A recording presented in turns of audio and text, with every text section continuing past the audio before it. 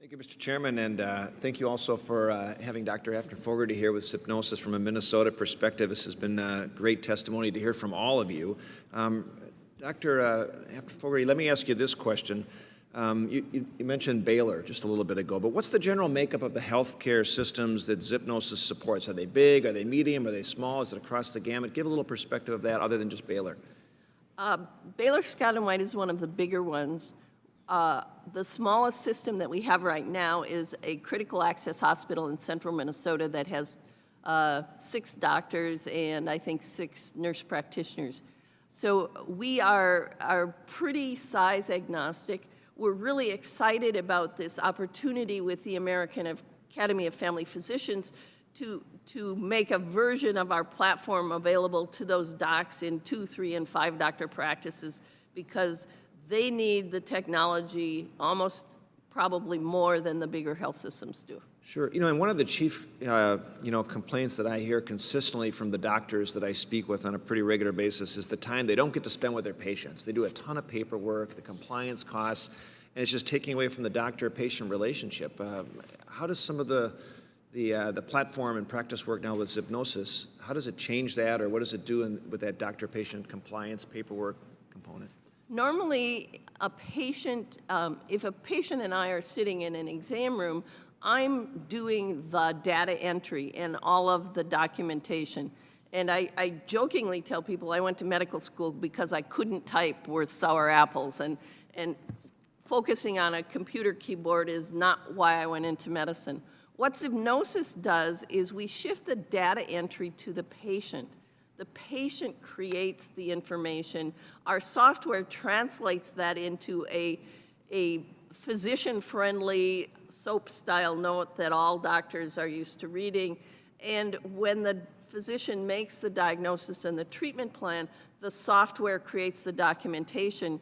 So our physicians literally spend 2 to 3 minutes on a telemedicine visit, and it really streamlines and makes them more efficient.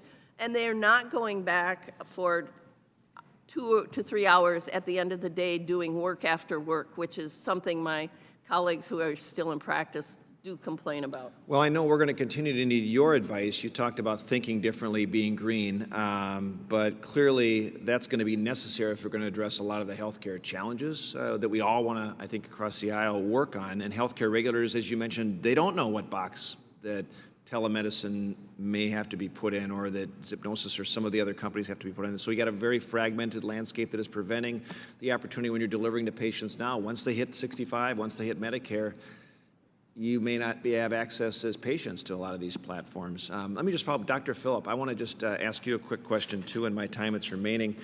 You talked a little bit about sort of the effort you have with an intensive team-oriented care model that meets some complicated needs in a very fragile population. I think of Medicare and a chronic care initiative that I had introduced bipartisanly with Senator Wyden and some others a few years ago that we continue to advocate for. And it's this coordinated care, because it sounds like this is a coordinated care model you're using. I think of Medicare having 68% of beneficiaries now with 2 or more chronic conditions, very different than when Medicare was set up in 65 as an acute care program, and that's consuming 93% of all costs. Is this kind of a similar component of or perspective of what you're doing? It's coordinated care, so the physician and the specialists are communicating, they're talking to each other, they're caring for the patient, and then in essence, we got to transform the system so you're rewarded for hitting benchmarks or caring for the patient as opposed to just sick care. It's more well care, health care. Exactly. Thank you for the question, Congressman Paulsen.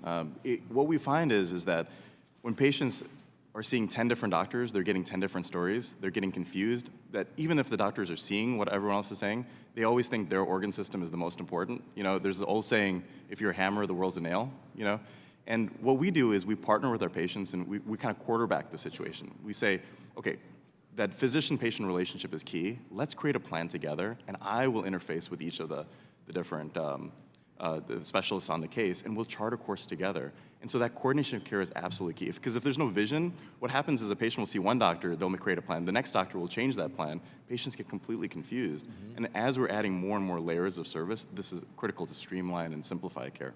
Yeah. Thank you, Mr. Chairman. You'll be back.